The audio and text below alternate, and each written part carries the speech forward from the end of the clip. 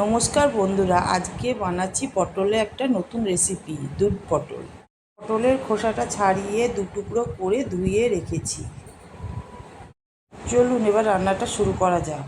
প্রথমে কড়াইয়ে সাদা তেল দিতে হবে, তার মধ্যে শুকনো লঙ্কা, গোটা এলাচ, দারচিনি ফোড়ন দিতে হবে। ফোড়ন দিয়ে একটু ভাজা ভাজা হয়ে গেলে পটলটা দিয়ে দিতে হবে। পটলটা নুন হলুদ দিয়ে 80% মতো আমি ভেজে নেব। এই দুধ পটল রেসিপিটিতে বেশি উপকরণ লাগে না, কম উপকরণ দিয়েই সুস্বাদু রান্না। আমার পটলটা ভাজা হয়ে গেছে, এবার আদা পেস্ট দিয়ে দিলাম, দিয়ে একটু ভেজে নিতে হবে। ভাজা হয়ে গেলে জিরে গুঁড়ো দিয়ে দিলাম, দিয়ে একটু ভেজে নিতে হবে। আর ধনের গুঁড়ো, জিরের গুঁড়ো একটু কম, ধনের গুঁড়ো একটু বেশি। আর দিলাম কাশ্মীরি লঙ্কার গুঁড়ো। ভেজে নিয়ে দুধ দিয়ে পোস্ত বেটে রেখেছি, সেই পোস্ত বাটাটা দিয়ে দিলাম, দিয়ে একটু কষিয়ে নিয়ে স্বাদ মতো চিনি দিয়ে দিলাম। একটু কষিয়ে তারপর পরিমাণ মতো দুধটা দিয়ে দিতে হবে। দিয়ে একটু নাড়াচাড়া করে নিয়ে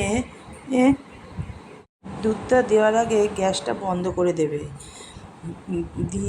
দুধটা ঢালার পর তারপর গ্যাসটি জ্বালিয়ে দেবেন, দিয়ে ঢেকে দিতে হবে। 5 থেকে 10 মিনিট পর ঢাকনাটা খুলে দেখে নিতে হবে পটলগুলো সেদ্ধ হয়েছে কি না। সেদ্ধ হয়ে গেলে নামানোর আগে কসুরি মেথি দিয়ে নামিয়ে নিতে হবে। দেখুন আমার রান্নাটা কমপ্লিট। এবার পরিবেশন করে দিচ্ছি।